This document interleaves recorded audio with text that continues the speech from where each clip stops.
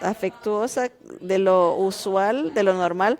Así que abran sus Biblias en el libro de los Hebreos, capítulo 9, y si el Señor permite, vamos a ir desde el versículo 12 al 28, del 12 al 28. Si lo hacemos, eso será un récord. Cosas excelentes, el libro de los Hebreos. Hebreos, si ustedes no saben, si eres nuevo para esto, el libro de los Hebreos es la respuesta en el Nuevo Testamento del Levítico en el Antiguo. Si quiere ver los dos al mismo tiempo, es esta muy buena idea. Lea Levítico y usted puede que diga, Jack, eso es pura sangre, que quítale el hígado y ponle esto. Sí, sí, exactamente. Es todo acerca de lo precioso del sacrificio. En Levítico, todas las reglas y las regulaciones es para enseñarnos qué tan profundo, qué tan detallista es Dios acerca de nuestros pecados siendo lavados en Cristo Jesús. Escuchen, deben de estar contentos de que no vivimos en esos tiempos. Uy, Señor.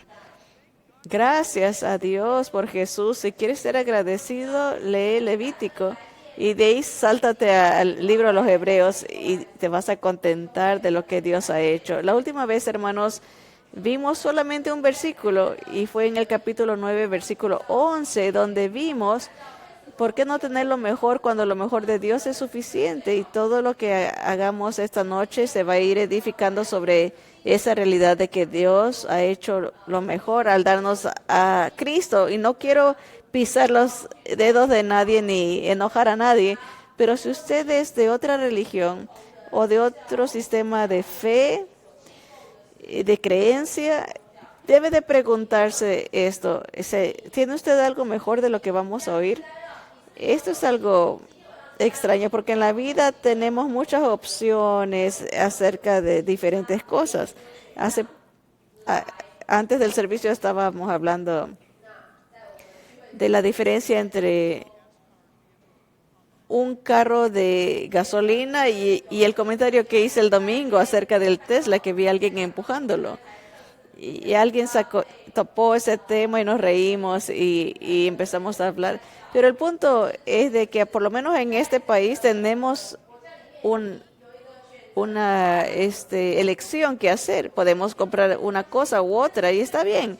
Pero esas decisiones no tienen un valor eterno. Pero cuando uno ejercita la opción de no tener el mejor sacerdote posible acerca de su espiritualidad, este es un asunto muy serio. Y la palabra de Dios dice, yo soy el camino, la verdad y la vida, y nadie viene al Padre si no es por mí. Esto, hay gente que ama esta declaración o la odiará. Va a definir, pero sigue siendo verdad. Y es todo acerca de Cristo, y vimos esto, que cuando lo mejor de Dios es suficiente, pero estando ya presente Cristo, sumo sacerdote de los bienes venideros, por el más amplio y más perfecto tabernáculo, el lugar de ofrenda, no hecho de manos, es decir, no de esta creación. Cuando Jesucristo, Él no solamente que es el cumplimiento de la economía del Antiguo Testamento y la operación y todas las cosas que Moisés fue instruido a dar al pueblo de Dios, pero esto se culmina en Jesucristo mismo. Vimos estas cosas. El Mesías como nuestro sumo sacerdote es lo mejor. Qué declaración tan increíble. Escuche, de acuerdo a nuestra fe como creyentes, el Mesías mismo es lo mejor que podemos tener. De acuerdo a las Escrituras, todo el Antiguo Testamento, el Mesías es de hecho el que es Salvador de toda la humanidad. Usted y yo nos tomamos esto por merecedor, pero hay aquellos que tienen un sistema de fe, de creencia, que su Mesías es un libertador político. Y no estoy hablando solamente de los de Israel. Mucha gente que está en Israel no están buscando un Mesías para que les quite los pecados, sino un Mesías político para libertarlos de sus problemas. Pero Cuando Cristo vino, no vino de esa manera. Tiene que leer la Biblia en su totalidad. Él vino la primera vez para lidiar con el pecado y la segunda vez vendrá para establecer su política. O debiera de decir su política singularmente. Él no va a compartir su trono con nadie. Él será el Rey de Reyes y Señor de señores en persona. Y esto es maravilloso. También vimos que lo mejor es todo lo que siempre hemos necesitado en Él. Lo que sea que necesite en la vida, Jesucristo es la respuesta. No lo digo como un dicho cristiano, es un hecho. Y vivir la vida sin Él va uno de una necesidad a otra sin fin. Nunca estará satisfecho hasta que venga Cristo. Tuve un día maravilloso hoy y me iba a interrumpir yo mismo para decir un nombre. No sé quién es esta persona, lo siento, pero tuve la oportunidad de entrevistar a una estrella del NBA. Este es el único que no se arrodilló acerca de las vidas negras valen. No lo hizo. Y Jonathan Isaac, y el gran basquetbolista para Orlando Magic, y qué hermoso varón de Dios.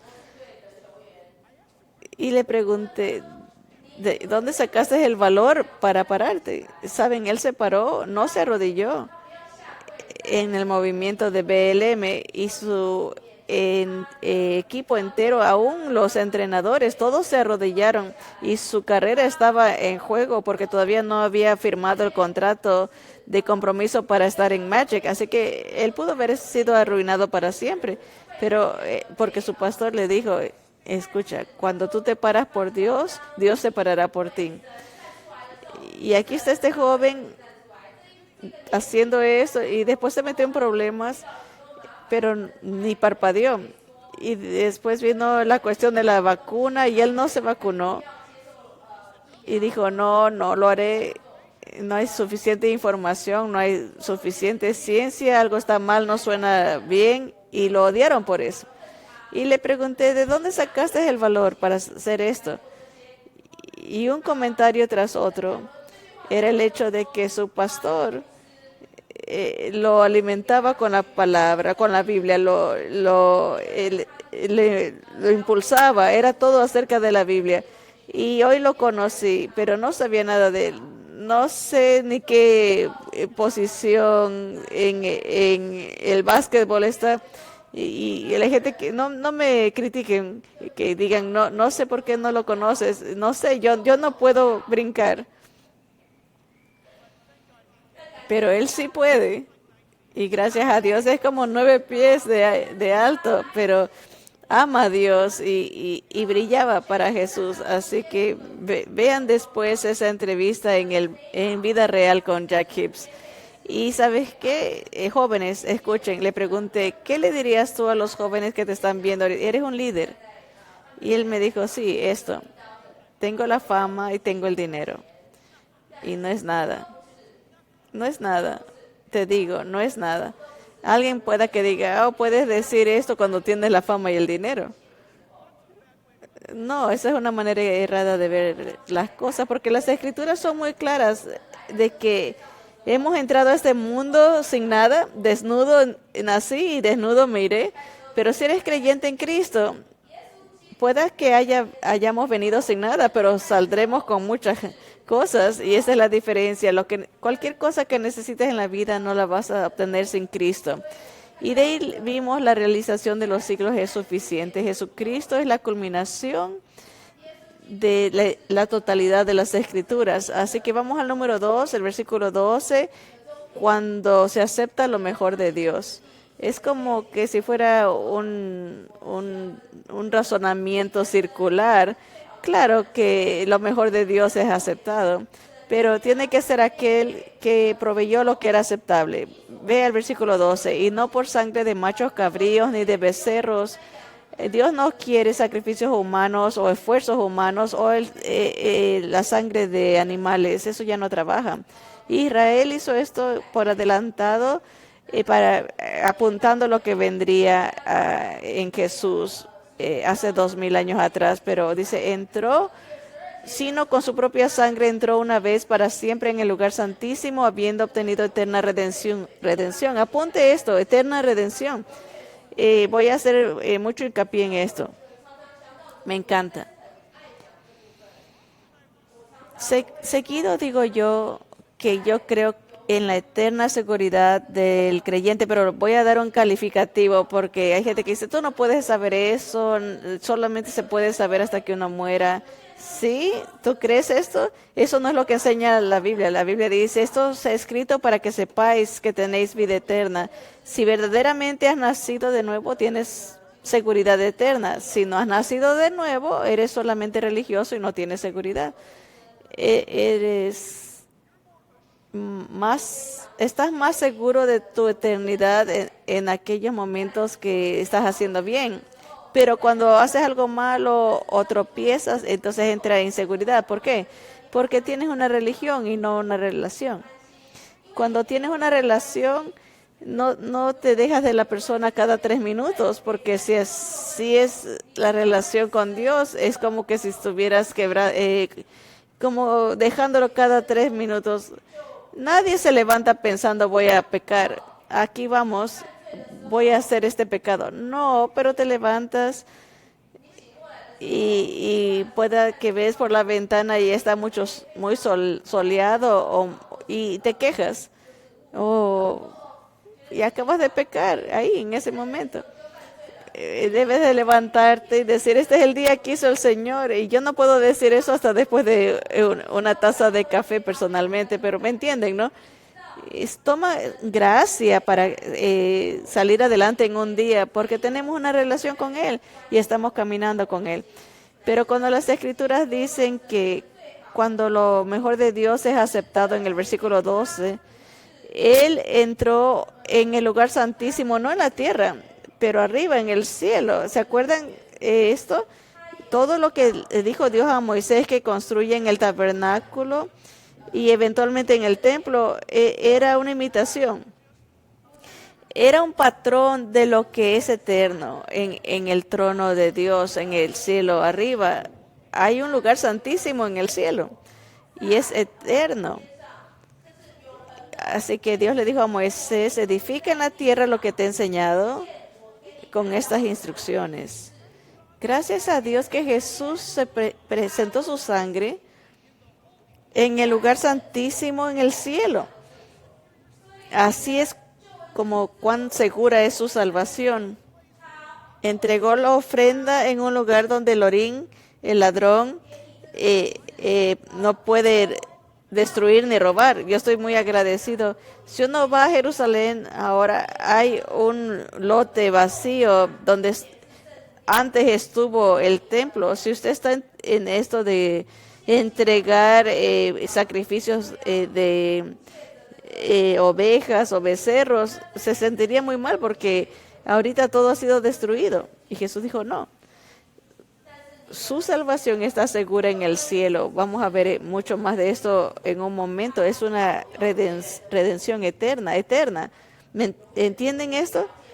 Cuando estoy en el cielo, espero que no me tropiece con un ángel o me meta en problema en el cielo y me saquen de ahí. No va a pasar. No, eso es una redención eterna.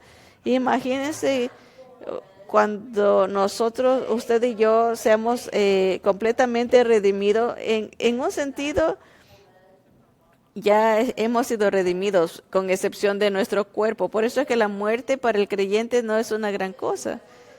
Es como cortar el ancla para que se vaya el barco.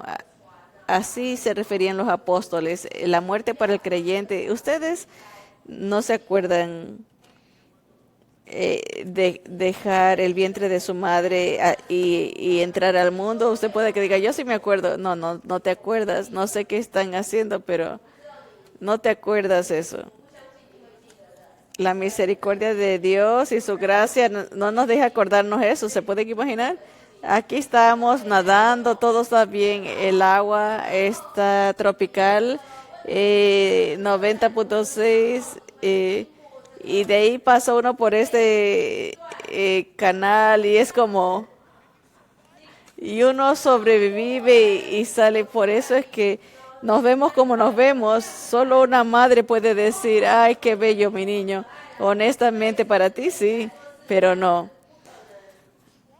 Qué trauma el pobre niño. Y entras al mundo. En un sentido hay un pasaje, ¿no? Un pasar. La madre es la que empieza a empujar al bebé. El bebé quiere quedarse ahí. Es el vientre el que empieza a contraerse y a empujar. Si el bebé pudiera votar, se quedaría. ¿Por qué me voy a ir? Esto es fantástico. Mi madre me alimenta, estoy desnudo en agua tibia, fantástico. Y de ahí uno entra al mundo, y una vez que uno se da cuenta que está en este mundo, es como, oh, amamos la vida y quieres vivir. Bueno, para el creyente, estar ausente del cuerpo es presente con el Señor para nosotros. Oh, no, ¿qué pasa? Oh, voy a morir, o sea que te vas a ir al cielo. Solo tu cuerpo va a morir. Acuérdate de esto, solo tu cuerpo va a morir. ¿Pero qué no es esto algo serio? Claro que sí, pero en cualquier dirección. Si te vas al infierno es algo muy serio, que significa que este es lo mejor que habrá para ti. Pero si te vas al cielo, esto es lo peor que habrá para ti. Así que, ¿qué será? Bueno, de acuerdo a la Biblia, Jesucristo compró para nosotros la redención eterna. La tercera cosa es cuando lo mejor de Dios es perfecto. Claro que lo mejor de Dios es perfecto. Es Dios quien diseñó este plan de redención. Y me alegra tanto esto. No fue hecho por hombre. El C.S. Lewis dijo, él usaba un lenguaje inglés perfecto, no como el pervertido que tenemos ahora. Cuando él dijo C.S. Lewis haciéndose cristiano, él era un famoso ateo, el gran pensante de Oxford University, de la Universidad de Oxford. Él dijo, él empezó a oír de Cristo a través de su amigo nacido de nuevo, R.R. Tolkien, y C.S. Lewis, siendo brillante, leyó todo y era un maestro de lenguas y estaba leyendo el sintaxis, los argumentos detrás de las escrituras él investigó el caso. Y uno de sus resúmenes de por qué se hizo cristiano, él dijo, es que cuando ves el cristianismo, es claro, lo suficientemente claro que ningún hombre se pudo haber inventado esto. Piensen en esto por un momento. Cada secta en el mundo ha sido inventada por un hombre o una mujer. Muchas mujeres se han inventado sectas. También los hombres, invenciones humanas. ¿Qué es esto? Ninguna de esas invenciones humanas, su propia supervivencia depende de usted. O sea, como usted complace al líder. Si está usted en una religión, entre comillas, que es todo acerca de complacer al líder,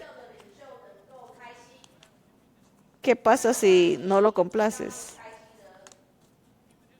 La historia humana está llena de los fracasos de cosas así cuando la gente busca una religión y quiere ganarse el favor del líder religioso o el gurú o el Jim Jones. Muchos jóvenes de ustedes no saben qué es esto. Búsquenlo después. Catástrofe. Horrible. Gracias a Dios que lo mejor de Él es perfecto. Versículo 13 dice, porque si la sangre de los toros y de los machos cabríos, o sea, todas las cosas que se usaban acerca de la santificación de los utensilios y el tabernáculo, dice, y las cenizas de la becerra rociadas a los inmundos santifican para la purificación de la carne, ¿cuánto más la sangre de Cristo, el cual mediante el Espíritu Eterno, Cristo Jesús se ofreció a sí mismo sin mancha a Dios, limpiará vuestras conciencias, esto es tan importante, de obras muertas para que sirváis al Dios vivo.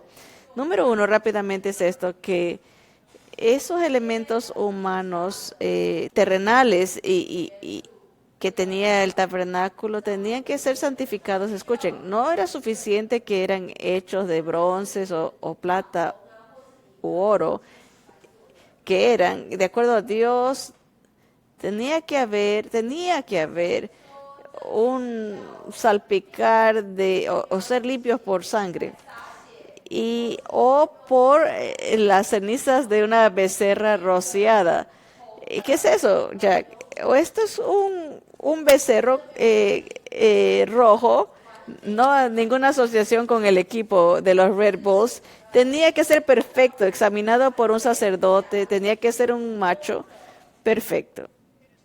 Tenía que ser sacrificado, tenía que ser quemado y las cenizas se mezclaban con agua y santificaba los elementos para la purificación. Todo esto sale del libro de Levítico y también el Éxodo habla del costo del pecado y lo que Dios requiere para la redención. Tenía que ser perfecto.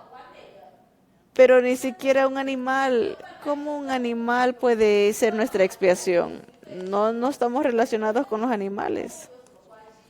Por muy lindo que tu animalito sea, si lo ofreces en un altar, oh Dios, perdóname por mis pecados, oh, porque escuchen, ¿qué tenías? ¿Tienes un gato o un perro? ¿Tienes un puro? ¿Qué es? ¿Qué amas? Imagínate, escucha, acerca de la Pascua, ¿te acuerdas lo que tenía que hacer Israel antes de que esa noche llegue? Tenían que traer a esta pequeña ovejita perfecta dentro de su casa. En Egipto la metieron a su casa y la tenían dentro de la casa. No sé si han visto una ovejita chiquita. Una vez traje una oveja, tengo que hacerlo de nuevo. Una vez que la abrazas, primero tienes que agarrarla, porque corren rapidísimo, como un trueno. Pero una vez que la abrazas, es lindo. No patean, se quedan ahí. Imagínate que están en tu casa y la tienes por una semana. Porque eso es lo que tenían que hacer. Éxodo 12, léalo después. Tenían que estar jugando con los niños, durmiendo con los niños. Qué lindo esto, ¿no? ¿Y saben por qué se hacía esto de esta manera? Porque en el día de la Pascua, esa noche que vendría, el padre confesaba los pecados de todo el hogar sobre esa ovejita. Y los niños y todo el mundo tenían que ver cómo la degollaban, agarraban su sangre y ponían esta sangre en el dintel de las puertas. Y el ángel de la muerte pasó por Egipto esa noche y me encanta esto. Lean las letras pequeñas. A muchos no les gusta cuando digo esto, pero es verdad. El ángel de la muerte, ¿qué vino buscando? Sí, entró el ángel a buscar judíos o egipcios, visitantes. No, sangre. Quiere decir que si algunos egipcios habrán tenido amigos judíos, ¿y qué están haciendo esto? Estamos haciendo esto, esto va a pasar. Esto no está en la Biblia, pero ¿qué si es que al ángel se le ordenó que vea por sangre? Pero si tú no tenías sangre, morías. ¿Qué si algún egipcio creyó en el Dios de Abraham, Isaac y Jacob y puso sangre en los dinteles de su propia casa? ¿Qué si un gentil esta noche dice sí al Dios de Abraham, Isaac y Jacob? ¿Basado en qué? Sangre.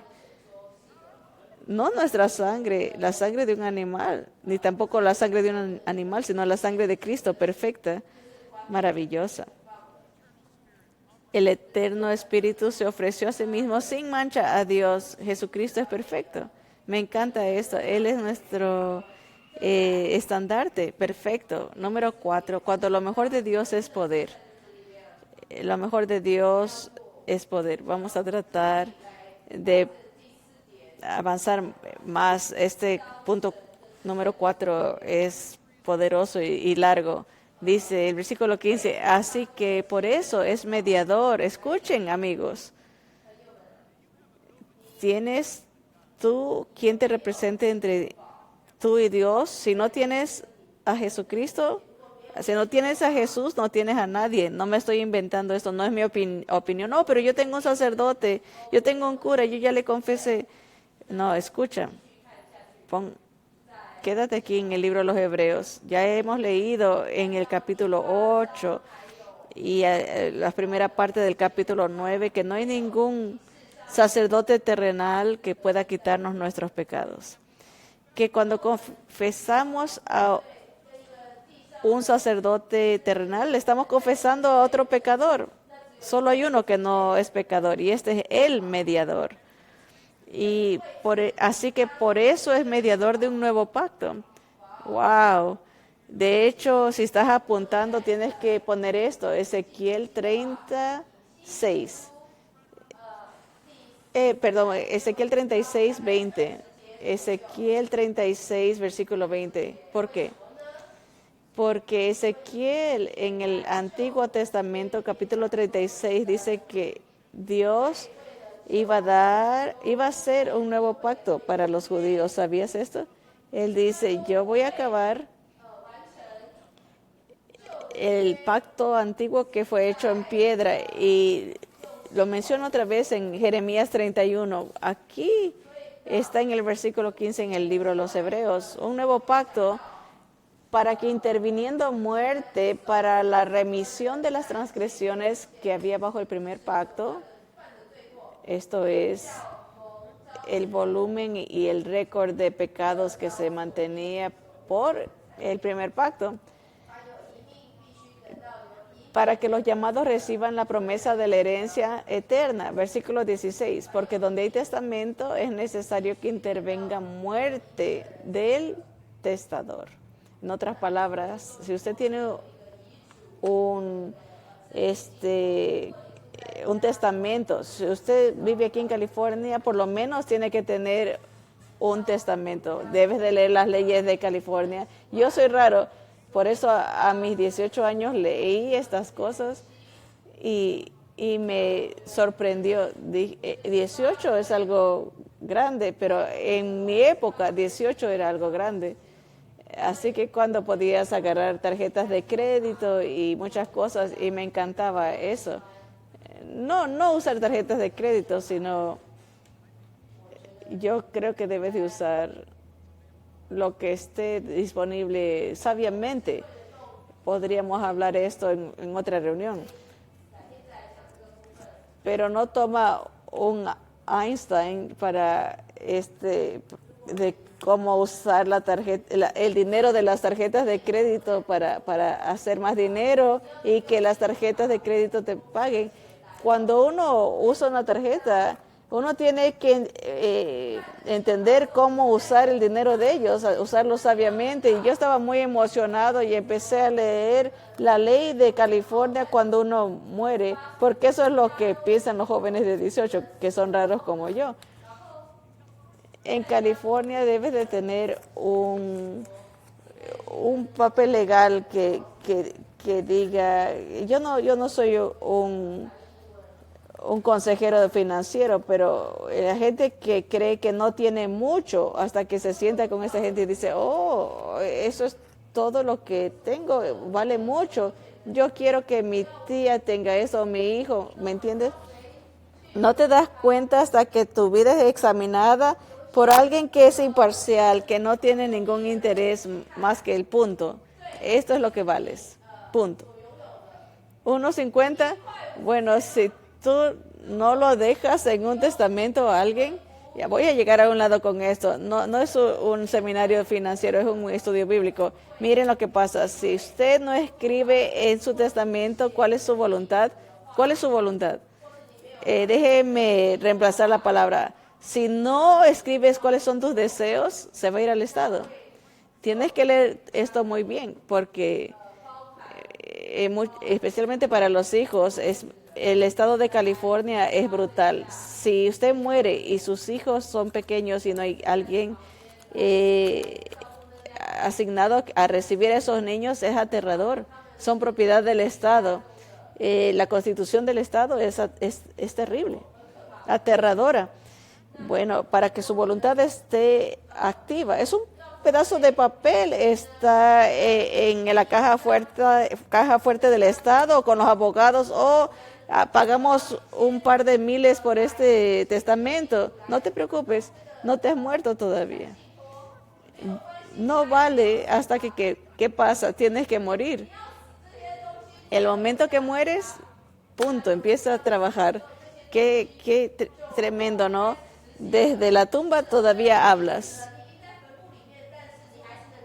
Lisa tiene muchos tacitas y tú, esta tacita es para ti y esta es para el otro. Teníamos que apuntar todo, hay que escribirlo. Y Dios hizo un poder. ¿Cuál es el poder? El hecho de que Jesucristo, Él escribió. Miren, Dios escribió la palabra de promesa, pero en realidad no tiene efecto hasta que el que lo escribió muere. Y cuando Él muere, eso nos dice el Nuevo Testamento. El Nuevo Testamento dice que Él es el que muere, pero Él también es nuestro abogado. Él es abogado. Miren, así que Jesús muere en la cruz como el sacrificio por nuestros pecados. Él es el sacrificio, pero al mismo tiempo, siendo la ofrenda, Él es el sacerdote. ¿Cómo puede ser el sacerdote si está muerto? Solo su cuerpo murió. Cuando Él resucitó de entre los muertos el tercer día, ya no solamente era el sacrificio, sino que es el sacrificio resucitado. Y Él no deja los beneficios de su testamento a nadie para que otro lo implemente, sino que Él mismo lo activa.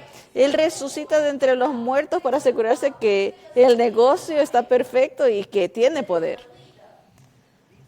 Él es el que mantiene el trato, sí, pero murió, exacto. En el momento que Él murió, activó todo y resucita de entre los muertos para asegurarse de que tú puedas disfrutar los beneficios de su sacrificio. Él es maravilloso. Así que dice el versículo 17, dice, porque el testamento con la muerte se confirma, pues no es válido entre tanto que el testador vive. ¿Qué? Magnífico esto. Eso es poder. Número 5 es esto. Cuando lo mejor de Dios es poder, es costoso. ¿Cuánto costó? Dice, de donde ni aun el primer pacto fue instituido sin sangre en el Antiguo Testamento, porque habiendo anunciado a Moisés todos los mandamientos de la ley a todo el pueblo, tomó la sangre de los becerros y de los machos cabríos con agua, lana escarlata e hisopo y roció el mismo libro. Se pueden imaginar, el Antiguo Testamento estaba siendo salpicado, los primeros 5 libros, él mismo y todo el pueblo. ¿Han visto esto ustedes? ¿Qué tanto? Muchos, es todo sangriento. Piensen en esto. Dios les dice, ustedes son mi pueblo, pero hay pecado entre ustedes y yo. Así que tiene que haber un sacrificio. Y ese hisopo es como una rama. Se va a poner la sangre y se va a salpicar el libro primero y a ti mismo.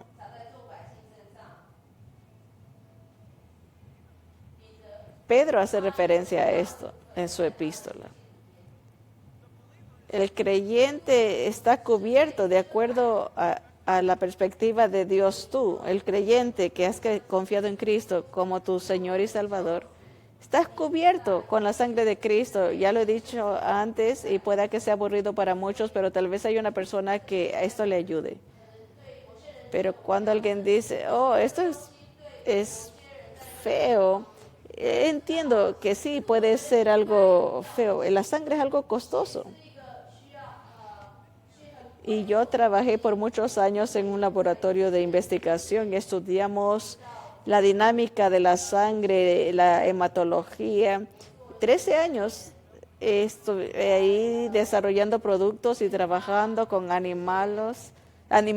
No me critiquen por esto, pero lo hacíamos para salvar vidas humanas. Era fascinante. Pero lo que era interesante es ver durante un experimento, la sangre se cansa. Traíamos sangre y era admirable en esta corporación que trabajabas en medio de la noche, antes de los estudios. La compañía para la que trabajaba sacaban sangre de hombres. Disculpen, esto pueda que suene, pero aún la sangre entre hombre y mujer es diferente. El hombre, nuestra sangre se coagula más rápidamente que de la de una mujer. ¿Sabían esto? Y de hecho, ustedes damas deben de estar muy contentas de esto. Hay una razón para esto. Si la sangre masculina estuviera en una mujer, usted no sobrevivirían un mes, si me entienden, morirían. Serías una coagulación a muerte. Los macroditos, porque el hombre sana más rápidamente. Y piense cómo Dios se adelantó en esto. La mujer necesita sangrar para salvar vidas. Y en este experimento que sacaban sangre de varones de la Universidad de Chicago y la traían por avión a las 5 de la mañana en el aeropuerto John Wayne, y a las 7 de la mañana empezábamos nuestros estudios y no teníamos descanso. Era en contra de la ley, estoy seguro, pero una vez que uno empezaba, no podía parar a descansar, y a veces tardaba 12, 13 horas. Era increíble, me encantaba ese trabajo. Y dejé ese trabajo para estar con ustedes. Y lloré todo el camino a casa. Sabía que tenía que hacer esto, pero lloré todo el camino a casa desde Newport a Chino Hills. Era un trabajo increíble. Pero las admirables características de la sangre, empiezas a entender qué preciosa que es. Y a veces muy resiliente. Si algo le entra, lo destruye. Algo extraño fuera, y cuando se empieza a sacrificar, por decirlo así, puedes ver físicamente el costo de esa célula siendo derramada. La sangre de Cristo que fue derramada por nosotros de acuerdo a su palabra, Él te ve. No envuelto en hojas de higo o cualquier tipo de hojas. No sé cuáles eran, que sí dice de higos, ¿no? Que se pusieron a Adán y Eva. Saben, ella no se puso aquí dos hojas aquí y una hoja aquí. ¿Saben la palabra hebrea? Ni Adán tampoco nomás se puso solo una hoja ahí. Tenemos esta figura así como una sola hoja ahí. No, no es lo que dice el lenguaje hebreo.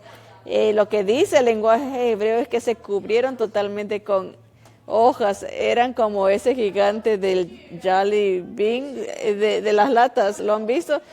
Sí, parecían un arbusto. Eva, no te muevas. Y ves los ojos. Estaban cubiertos totalmente, no unas, muchas. Se trataron de tapar. Escuchen, sin la sangre de Cristo, usted todavía trata de cubrirse con sus hojas de higuera, en forma de excusas. Con Cristo está cubierto uno con su sangre. Eso quiere decir que cuando Cristo te ve, o la ve, o lo ve, Dios ve la sangre de su Hijo. Cuando en ese trabajo, cuando uno le brillaba luz ultravioleta, se analizaba y se podía decir exactamente la oxigenación de una sola célula. 92%, 99%, 82%. Y uno podía ver eso porque la luz pegaba lo rojo y rebotaba, y esa brillantez del rojo o la falta de ello era igual a una numeración, y se traducía eso si estabas viviendo o muriendo, dependiendo de la trayectoria de la luz. La luz de Dios te alumbra y te ve rojo. Los datos rebotan a los ojos de Dios y Él solamente ve a Cristo 100%. 100% puros, 100% poder, 100% perfección. Por eso es que decimos como creyentes, estamos cubiertos por la sangre, la sangre, la sangre, la sangre maravillosa, el poder de la cruz. ¿Por qué hablamos así? Piensa en esto. Si no eres cristiano, suena mórbido. Pero quiero que entienda la economía de Dios. Todos los entendemos, ¿no? Los creyentes lo entendemos. Si usted ahorita empieza a sangrar, estarás preocupado, porque sabes que es vida. La Biblia dice esto, antes que la ciencia lo supiera, la Biblia lo dijo. La vida del individuo está en la sangre. ¿Sabe que eso no lo sabíamos hasta el siglo XI o XII? La vida está en la sangre. Es admirable. Número 6 es cuando lo mejor de Dios es puro. Miren el versículo 22, dice, y casi todo es purificado según la ley con sangre, y sin derramamiento de sangre no se hace remisión. No, no hay perdón. Fue pues necesario que las figuras de las cosas celestiales fuesen purificadas así, pero las cosas celestiales mismas con mejores sacrificios que estos. Jesús es su sacerdocio. Versículo 22 nos recuerda y nos dice que se necesita arrepentimiento, pero tiene que haber sangre. Oh, lo siento. Bien, pero lo que costó tenía que ser puro. Si no, nosotros no somos puros, no podemos ofrecer nuestra sangre, no es suficiente. Yo escribí un cheque, no es suficiente. Corrí por el mundo 10 veces, haré penitencias o voy a rezar Aves Marías, aleluyas. No es suficiente. Dios dice, no es suficiente.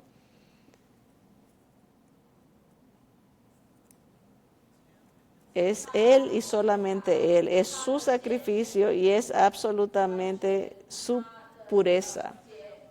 Nada más. Número 7, ya mismo acabamos. Número 7, cuando lo mejor de Dios ahora se muestra. Tuve que poner esto ahí que se muestra, lo hice a propósito.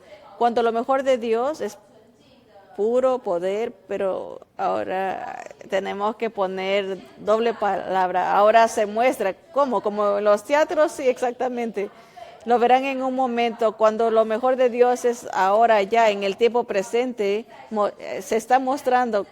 ¿Cómo? ¿Qué quiere decir esto? Versículo 24 dice, porque no entró Cristo en el santuario hecho de mano, figura del verdadero, sino en el cielo mismo.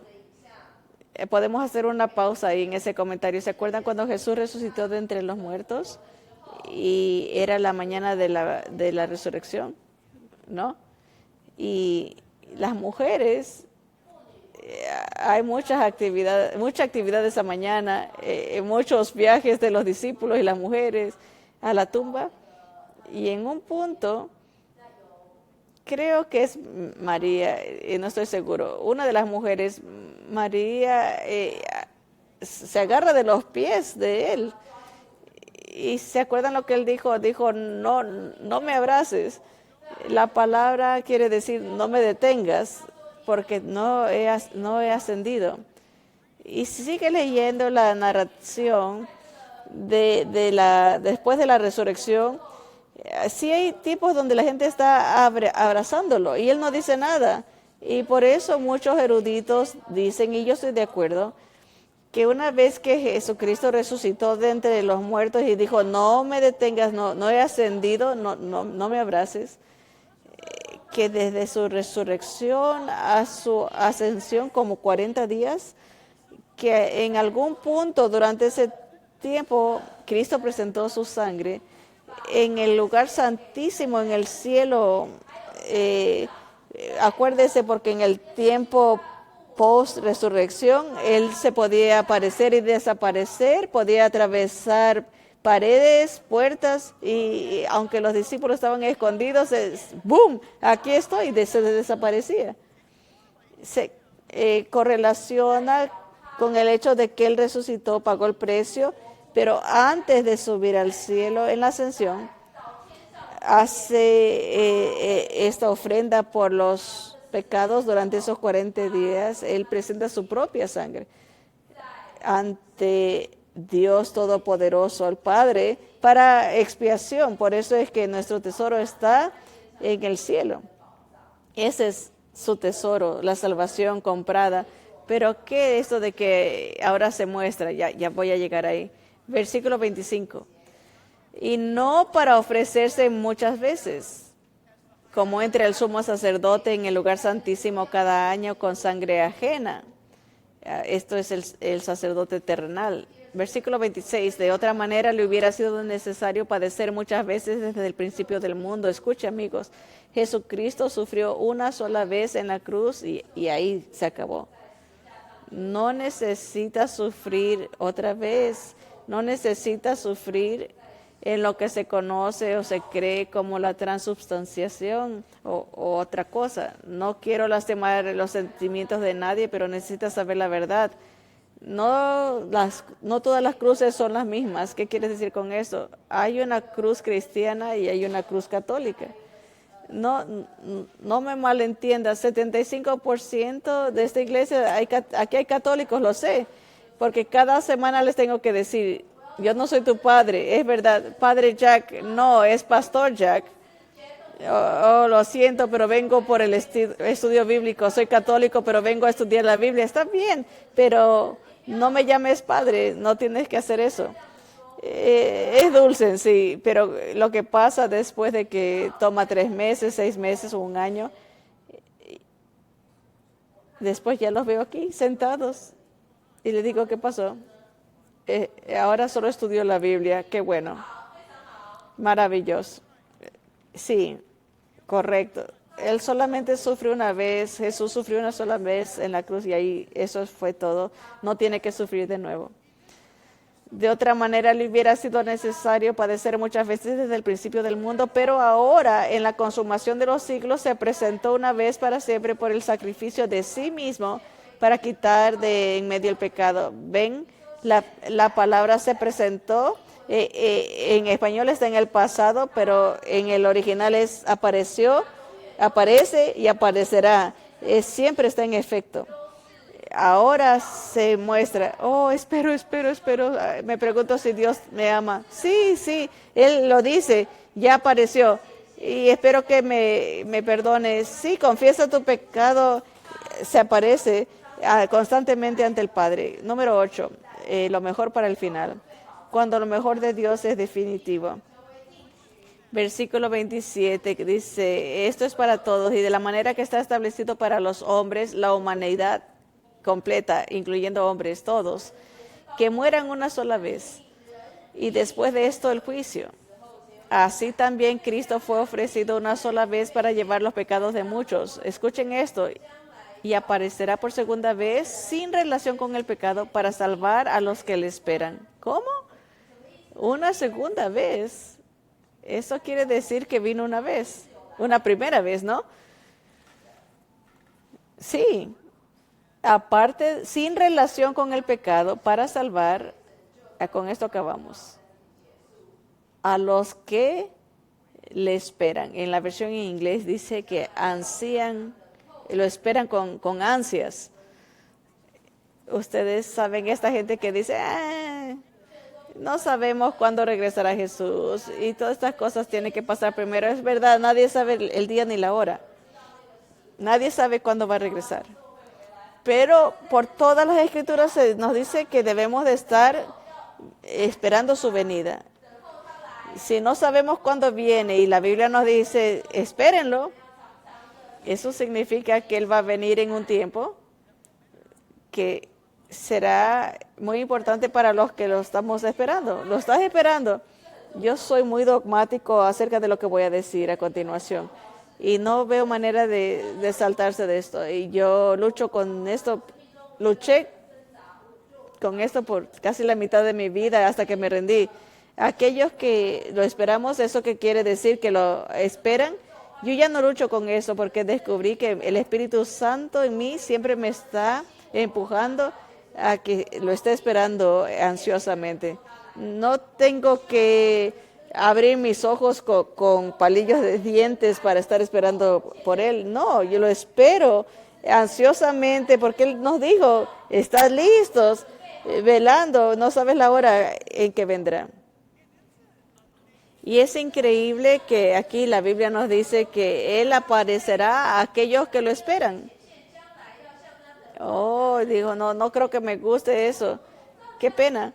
Jesús dijo que tienes que asegurarte que el aceite en tu lámpara no se acabe, que prepara la mecha. ¿Qué quiere decir esto?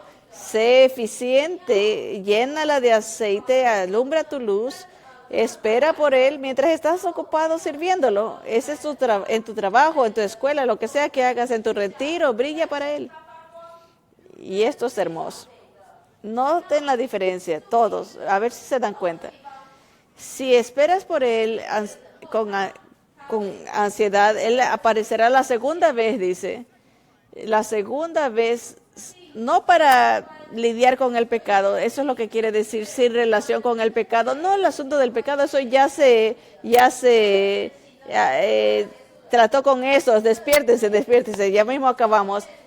¿Cuándo lidió Él con el pecado? En la primera venida. Él lidió con el asunto del pecado. Isaías 53, murió por los transgresores, esos somos nosotros.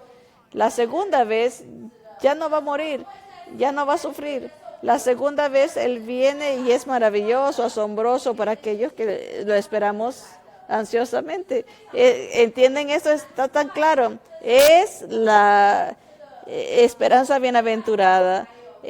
Tito capítulo 2, la aparición del Señor, y todo el pueblo dice, amén. Padre, te damos gracias a ti. Señor, confesamos esta noche, entendemos que no somos dignos. Pueda que haya gente aquí esta noche que ha tratado tanto de ser digno y están cansados, derrotados, cansados y por error han visto el cristianismo de esa forma. Oh, es tan difícil, oh, es tan brutal. Escuche, no sé qué diccionario estás leyendo, pero tienes que abrir tu Biblia y darte cuenta que no podemos salvarnos a nosotros mismos, por eso vino Él. No podemos ser justos, por eso Él es el justo. Estamos perdidos nosotros, necesitamos ser encontrados. Estamos tropezando y tropezando en este mundo tratando de entender para qué vivimos y por qué la vida existe. Cuando Él dice, yo soy el camino, la verdad y la vida. Andamos corriendo como una gallina sin cabeza y Jesús dice, yo estoy parado en la puerta de tu corazón y estoy tocando. Abre y entraré. Esto es en tu corazón y cenaré contigo y voy a comer contigo. Esto es algo precioso, mi amigo. En esa cultura, cuando tú comías con alguien y no comías con cualquiera, cuando uno come con alguien del Medio Oriente o en Israel, estás aceptando una invitación para ser uno con ellos, porque el mismo cordero o la misma falafel o el mismo matzah que tu amigo está comiendo es lo mismo que va a entrar en ti. Es algo, ellos lo toman muy románticamente. Si está en ti y está en mí, somos unos. Y Jesús dijo, yo cenaré contigo. Así que mi amigo, tal vez esta noche, donde quiera que estés, puedes decirle esta noche, Señor Jesús, quiero abrir la puerta de mi corazón a ti. Quiero que vengas y seas mi sacerdote, mi redentor, mi rey, mi Señor, mi Salvador, mi mediador. No más hombres, no más sacerdotes en este mundo. Jesús directamente, un solo mediador entre la humanidad y Dios. Y esto es Jesucristo. Donde quiera que estés esta noche, o tal vez nos estás viendo esta noche, donde quiera que estés, puedes decir, Jesús, te invito a venir a mi corazón, he pecado en contra de ti, oh Dios Todopoderoso, Altísimo, me avergüenzo de mí mismo, de mi vida, lo que se ha convertido en mi vida, yo quiero cambiar. Querido amigo, si tú pudieras empezar la computadora, que no te bendice que Dios te promete poder empezar de nuevo. Deja que Jesús se encargue. Invítalo a tu vida. De hecho, hermanos, pongámonos de pie, todos pongámonos de pie. Tal vez en esta alabanza de adoración puedes entregar tu vida cristiano, también puedes rededicar tu vida. Esto debemos de hacerlo todos los días. Tal vez estás aquí esta noche y estás diciendo, Señor Jesús, ven a mi vida. Dios te oirá. Y si necesitas oración para cualquier cosa después de este tiempo de adoración, pasa. Habrá gente aquí adelante que pueda orar contigo. Que no te da gusto que Dios nos ha dado lo mejor de lo mejor en Jesucristo. Y todo el pueblo dice, amén. Vamos a adorarlo.